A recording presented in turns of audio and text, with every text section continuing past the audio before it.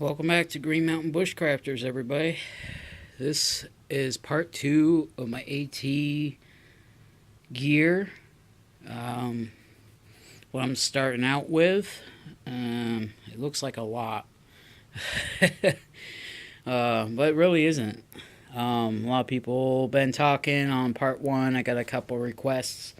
They want to see more and giving me alternatives for things, but this is what I have. I still got to get some major stuff, like a ground mat or a footprint for my tent, a sleeping pad, and a better pack. Kind of hard to see the pack right there, but that's supposedly a 55-liter pack.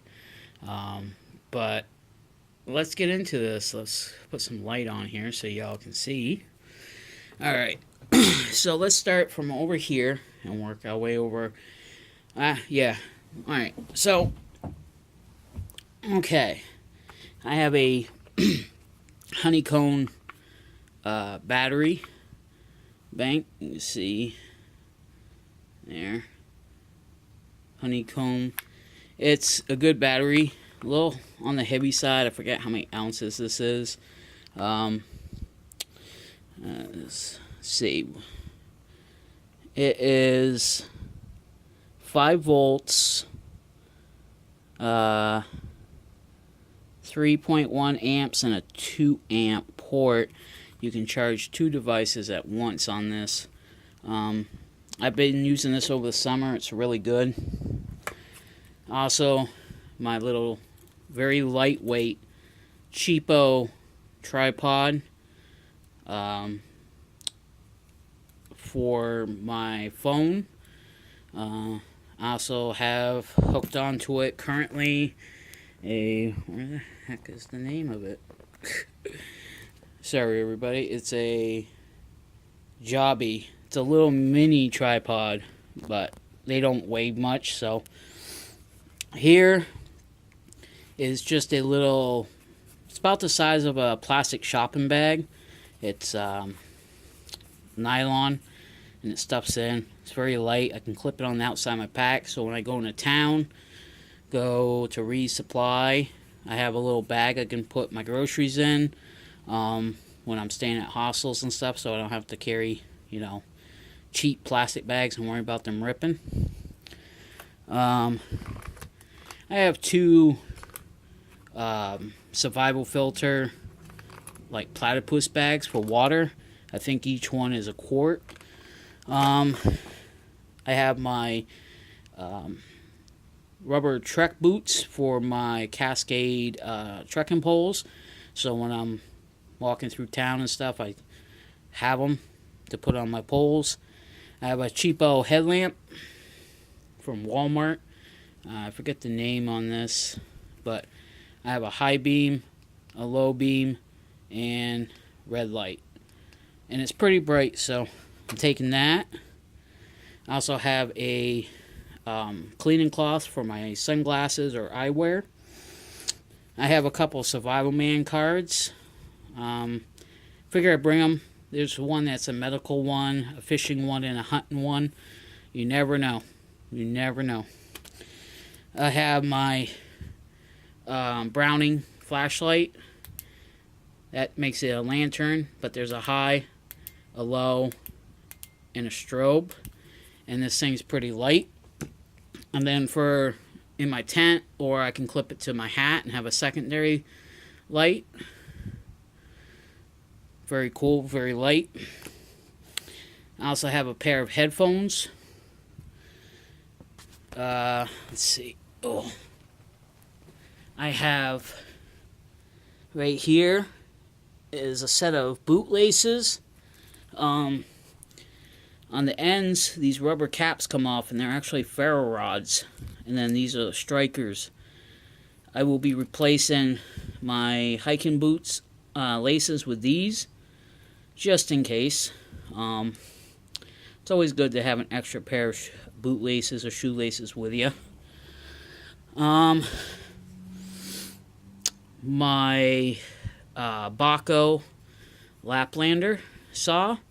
A lot of people have been saying I don't need to bring it, but sitting around a campfire, if I need to cut a piece of wood off or to make a extra tent stake or cut some firewood, I just rather have it, peace of mind.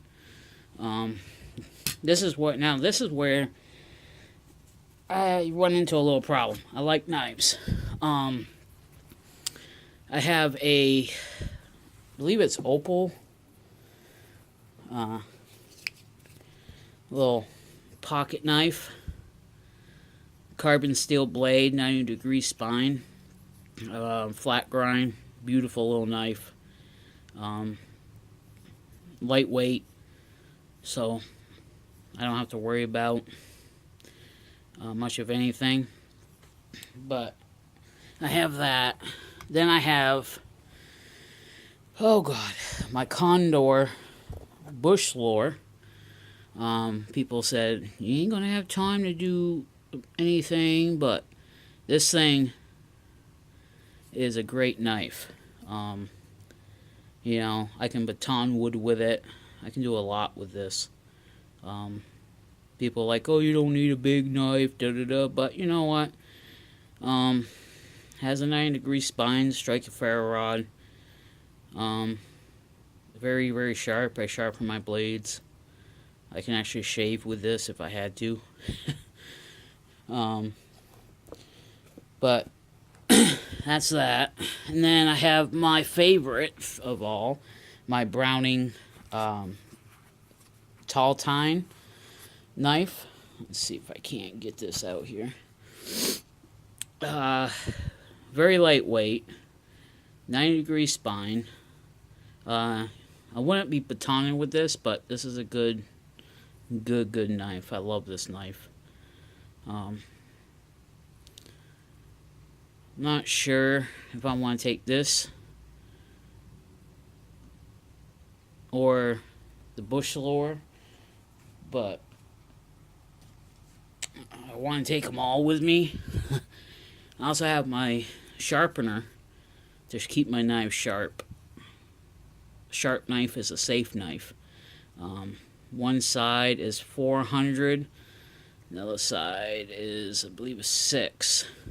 Yeah, see that right there. 600 grit, and 400. Coarse and fine. This thing will make any knife as sharp as a razor blade. I love it. Then I have the all-known Mora. This is the carbon steel Mora heavy duty. Believe it's like 4 ounces. Haven't used it a whole hell of a lot.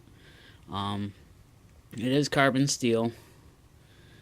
I don't know if you can see that right there. Carbon.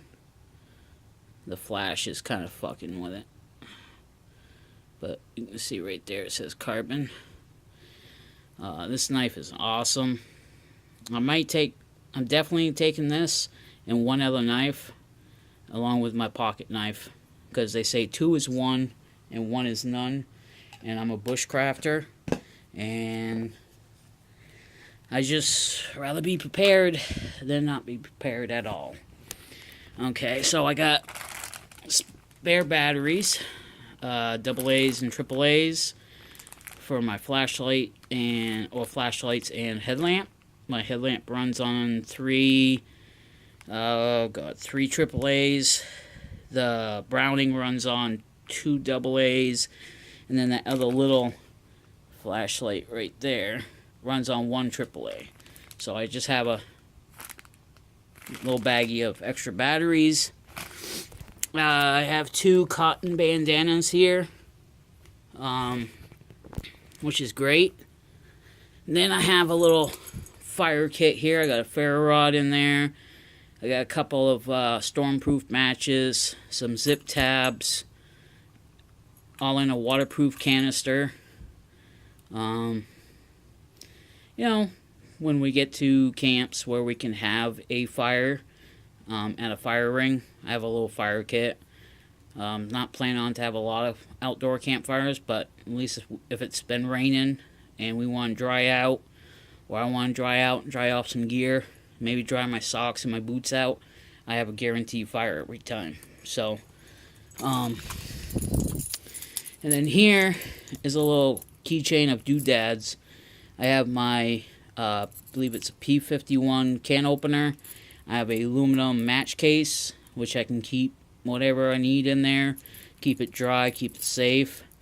I have a magnesium block with striker. Also a ferro rod on there.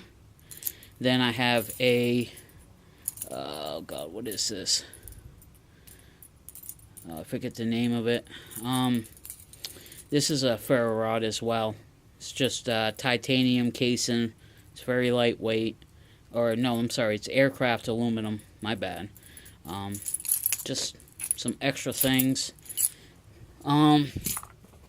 This here is actually a inflatable pillow, face mask, and earplugs in here in a waterproof bag. As I'm going to be traveling 2 days on a bus to start off down in Georgia at Springer Mountain. So while I'm traveling, I have me a little inflatable pillow, and I can use it when I'm sleeping in my tent as well. So, and then this bag I can also use to keep my ID in it, or a map, or whatever I need to use to keep dry. Let's see. This is my cook kit. This is the Epsit. Yeah, Epsit cook kit. This is the little saucepan or cup. This is my burner I'll get to in a minute. A little scrubby pad. And then my fuel canister and my cook pot. There we go. And that's the cook pot. And then it all pretty much nests inside of one another. Let's get to this burner here. Oh, I'm running out of time.